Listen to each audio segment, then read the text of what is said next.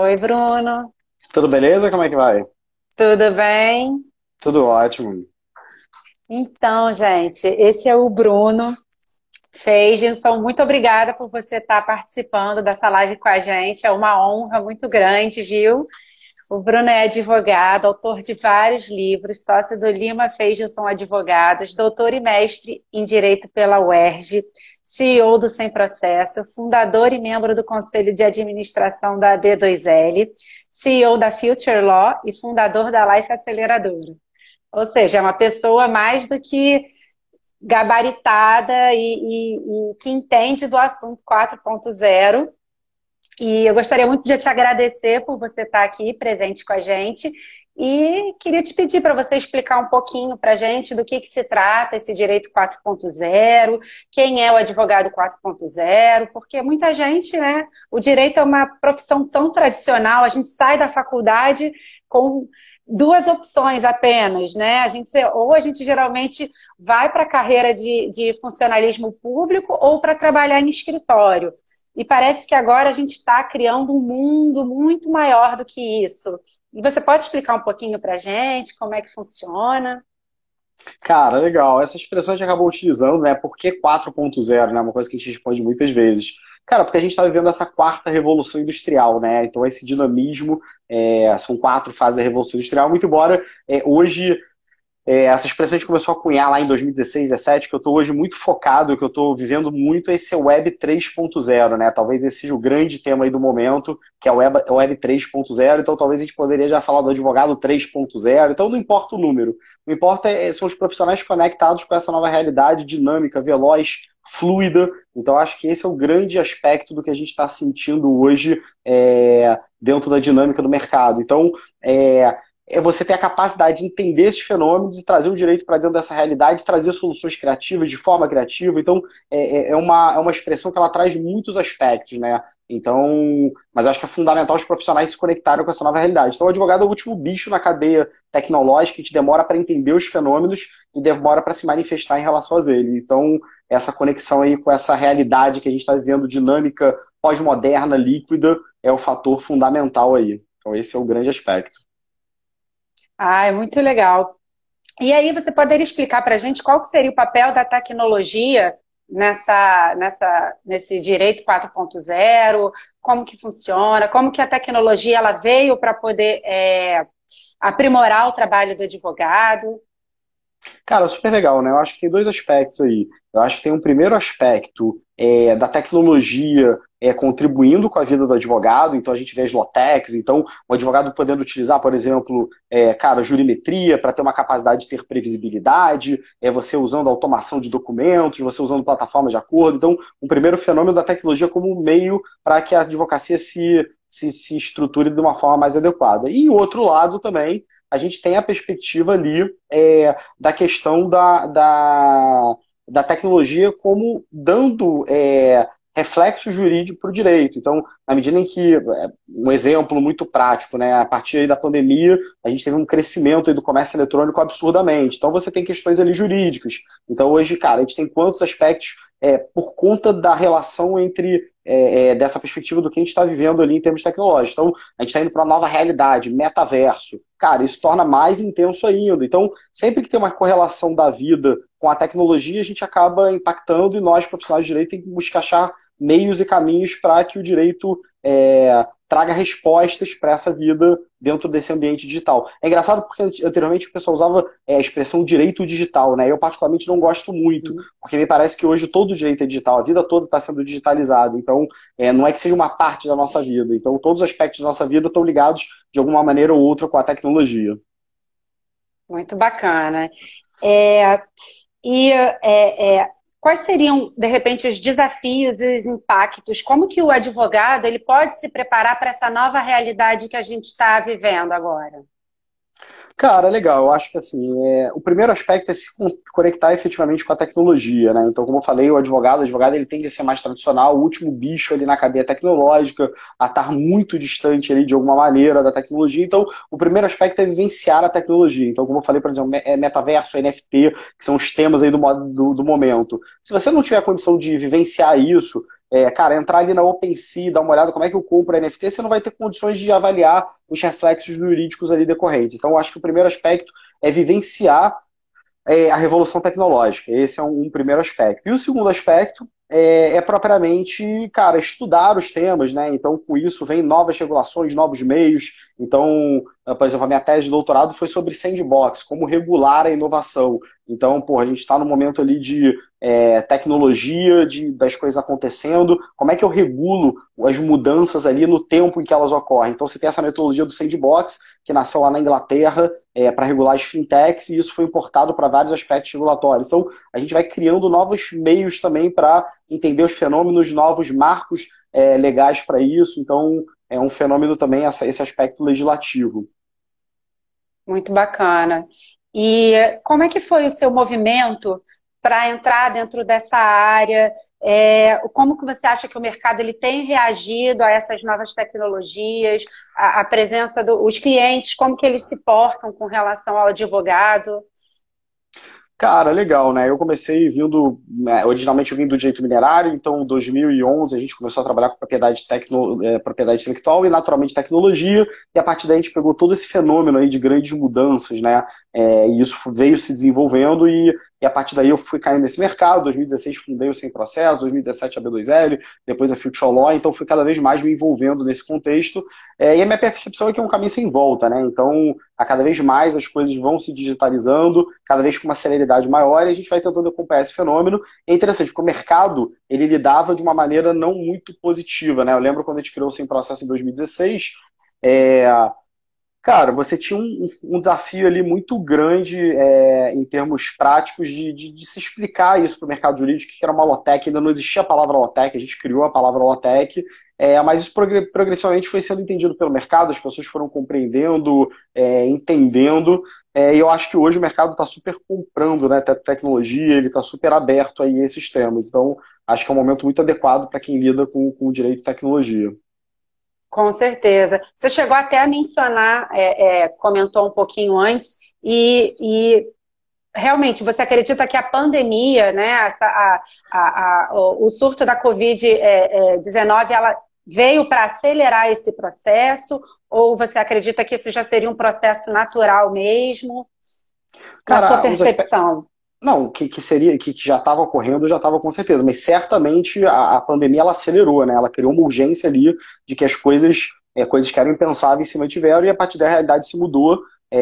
Então eu já falava isso desde as primeiras lives do início da pandemia, que eu falava, cara, com certeza a gente vai ter aqui aumento de realidade virtual, realidade aumentada, então é óbvio que a gente vai ter uma mudança aqui muito forte, e foi o que ocorreu. Então, assim, se acelerou muito os movimentos, então as pessoas mudaram hábitos. Eu acho que o mais difícil não é nem a tecnologia, porque tem muita tecnologia disponível, é a mudança de hábito. Então são os usuários começaram a cada vez mais utilizar, se conectar, e a pandemia ela gerou essa obrigatoriedade. Então, cara, quem fazia tanta call, você pega no âmbito do judiciário, audiência online, caraca, uma coisa impensável, né? E aí veio o CNJ e lança o Judiciário 4.0. Então, isso tudo foi se desenvolvendo nessa medida, né? Uhum. E os advogados que estão querendo começar a se atualizar, entrar mais de cabeça nessa área, porque é uma obrigatoriedade, é uma tendência, né? Daqui a pouco a gente vai ter tudo isso digitalizado. Você indica algum curso, indica livros, sites, enfim, aonde que o advogado que está totalmente perdido está querendo se entrar nessa atualização, onde que ele pode buscar meios para entender o que está acontecendo? Cara, legal, cara. Eu sou muito suspeito, né? A Future Law, a gente criou com esse intuito mesmo de preparar os profissionais do direito para a realidade 4.0. Então, em última análise, foi o que a gente estabeleceu com esse intuito. É, e a gente tem muitos livros publicados. A gente tem um selo com a Thomson Reuters, né, que é a revista dos tribunais. Então a gente publica muita coisa legal. Tem a RD Tech, que é uma revista também de tecnologia. Então a gente tem a coluna no Jota também, Direito Novas Tecnologias. Muita gente publica legal. Então acho que são caminhos interessantes. Tem muita coisa publicada e também ficou o convite aí. Para quem eventualmente tiver interesse, tiver vontade, a gente está muito aberto. A gente adora projetos editoriais novos, a gente adora colunas. Então a gente está muito sempre sensível aí a fazer dessa forma. Nossa, Bruno, você tem trazido tanta coisa bacana. é muita informação, é muita coisa, realmente, para a gente que está acostumada com aquela coisa tradicional, né, de faculdade, chegar e encontrar esse mundo. E será que você chegou também a comentar um pouquinho, eu sei que não é o tema da nossa live, mas você pode falar um pouquinho sobre a Web 3.0, o que está acontecendo, o metaverso, como que isso impacta também na vida do direito? Teria como abordar um pouquinho esse assunto? Cara, era a pergunta que eu queria, tá, cara? Tudo que eu falei aí são coisas muito repetidas que eu já falei 300 vezes. Então, o Web 3.0 é o tema aí que mais me soma, é o que eu tô mais vivenciando. Cara, o que é o Web 3.0, né? Para explicar, porque é sempre essas numerações e cronologias, mas eu acho que é legal para a gente entender fases, etapas e momentos. Então, cara, a gente teve a Web 1.0, tá? O que seria a Web 1.0? Cara, é aquele momento do início da internet, aquele momento em que a gente, o consumidor, ele tinha uma visão muito passiva em relação à tecnologia. Então você tinha um site ali, entrava para ler, e basicamente era isso. Você lia o site, etc. e tal. Quando a gente veio para a Web 2.0, a gente começou a vivenciar. Então, é basicamente o ambiente das redes sociais, né? Todos nós somos produtores de conteúdo. Então, o que a gente está fazendo aqui, gravando essa live, é a Web 2.0 na veia. Então, somos nós utilizando aqui a tecnologia do Meta para que a gente produza conteúdo. Então, é muito diferente da Web 1.0, em que a gente só seria o espectador, estaria lendo talvez um blog no máximo. A Web 2.0, a gente está aqui criando conteúdo a todo momento. E aí vem essa dita Web 3.0. O que ela se diferencia do que a gente tem hoje? Basicamente, ela vem dentro desse universo cripto, né? Então, a perspectiva é dessa descentralização. Então, o próprio conceito Web 3.0 foi criado pelos fundadores ali da rede Ethereum, que é a rede, uma das redes mais famosas de blockchain, e ele prevê essas questões das DAOs, né? Das organizações descentralizadas, e a partir daí você vem os NFTs, que são os tokens não fungíveis, então a possibilidade de você criar o conceito de escassez dentro do ambiente digital, o que é uma revolução em termos de parâmetro jurídico, porque você pensa o seguinte, eu lançava uma música, todo mundo podia copiar aquela música e ela não se individualizava. Então como é que eu levo para o ambiente digital essa mesma lógica do ambiente físico? Tá? Como é que eu pego sei lá, eu tenho um quadro do Pablo Picasso, como é que eu torno um objeto de arte também de uma maneira única dentro do ambiente digital? E é o NFT. Então é um token único, e não pode ter outro igual a ele, e ele passa a ter valor, né? Então talvez o mais famoso deles seja o Bored Ape, que o Neymar comprou um profile pic, né? Mudou lá na imagem do Instagram e ele comprou aquele NFT por milhões.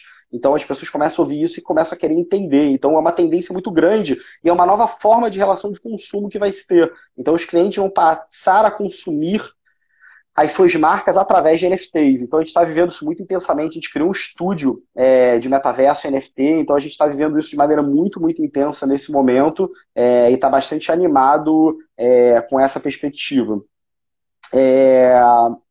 Então, e além disso, cara, a própria descentralização, o próprio movimento blockchain, o próprio metaverso, né? O que é esse metaverso, né? É basicamente você ter essa vivência, essa experiência no ambiente online de maneira mais intensa, né?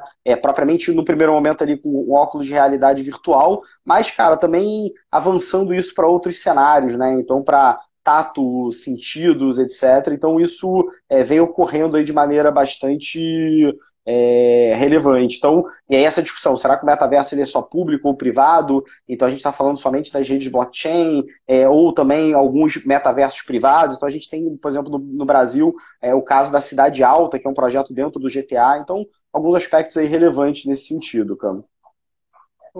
Nossa, muito interessante. Isso tudo é muito novo, né? Já existe alguma legislação regulamentando isso tudo ou ainda não? Cara, não, você tem os parâmetros jurídicos legais atuais, então, por exemplo, o Marco Civil da Internet se aplicaria a algum nível, né? Mas existem muitas particularidades e muitos reflexos que a gente ainda não consegue entender. Então, eu, por exemplo, venho falando muito sobre blockchain LGPD, né? Então, por exemplo, como é que você anonimiza determinado aspecto ali dentro de uma rede blockchain que ela é pública? Ou de quem é a responsabilidade? Ele é o que? Um operador? Então, tem alguns aspectos ali muito interessantes que a gente está começando a vivenciar e que a cada vez mais a gente vai ter esse desafio aí de entender como as coisas se dão. Certo. Nossa, Bruno, muito obrigada pelos seus esclarecimentos.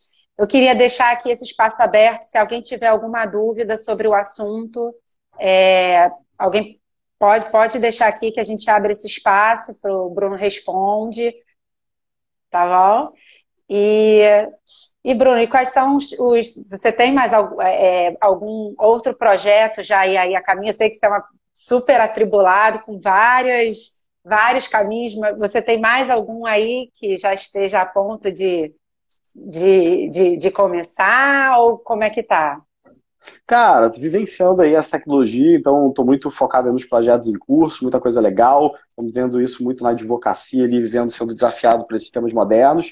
Então, cara, basicamente isso, acho que esse é o ano muito forte aí do metaverso, do NFT, das coisas vão acontecer e estou muito animado. Então, acho que de novidades aí são mais essas. Estou muito entusiasmado aí com as possibilidades da tecnologia. E é interessante, né? Porque as curvas são muito aceleradas. Então, o que era novo ontem já ficou velho e a gente tem que se preparar, descalçar. É o que o Bauman falou, né? A gente tem que destruir para reconstruir. Então, é basicamente isso, cara. Muito obrigada, Bruno, pelos seus esclarecimentos. Tá bem, gente? Qualquer dúvida, vocês podem entrar em contato diretamente pelo Bruno. Tem uma pergunta aqui da Fernanda. Como o Find Out Lawyers pode ajudar nesse novo cenário da advocacia? Vou começar falando, né? O Find Out Lawyers, ele é uma grande rede de network de advogados pelo mundo. E como você estava passando aqui, né? As questões elas estão muito globalizadas. Às vezes você precisa comprar alguma coisa fora do Brasil e você precisa de algum advogado para poder resolver alguma pendência por lá. E é uma tecnologia que você vai facilitar pelo encontro de advogados pelo mundo. Você consegue fazer um network entre eles.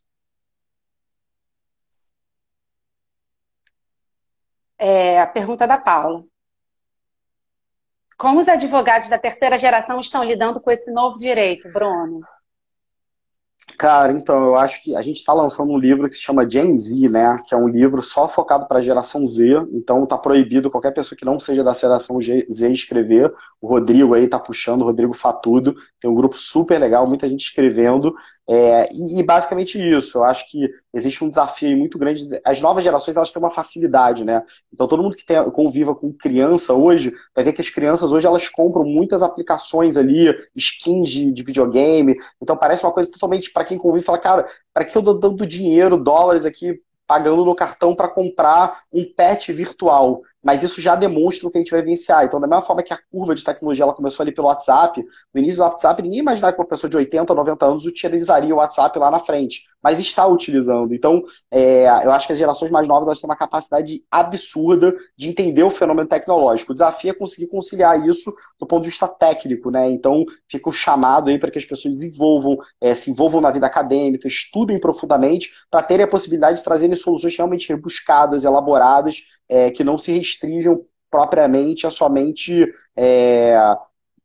questões menores. Às vezes o receio muito grande é esse, né? A gente tem que tomar cuidado para não ficar numa superficialidade, mas eu acho que, como todos esses aspectos de direito são muito novos, então, assim, quem que é o grande especialista em direito de NFT hoje no Brasil? Ou o direito do metaverso? Ninguém, porque é um tema em aberto. Então acho que isso abre uma oportunidade gigantesca para que as pessoas, de alguma forma, possam buscar e, de alguma forma, se envolver para que isso ocorra de uma forma positiva. Então, acho que é uma oportunidade muito grande para a gente jovem entender, se envolver, escrever, publicar e ser aí os grandes referências do tema em temas tão novos que estão acontecendo. A Ana Silva ela está comentando que as mudanças são aceleradas mesmo, desafiador para o direito. Eu acho que tem mais alguém que queira fazer alguma pergunta para o Bruno. Olha, Bruno, muito obrigada mais uma vez por você. Eu sei que o seu tempo é super apertado, super corrido, mas você disponibilizou um tempinho aqui para conversar com a gente. Obrigada mesmo, viu? Cara, contem comigo, cara, tô aí pelo Instagram, se puder responder alguma pergunta, manda aí pelo inbox, etc. Contem comigo e vamos que vamos, pessoal, reinventar o direito, seguir nessa jornada aí muito exponencial.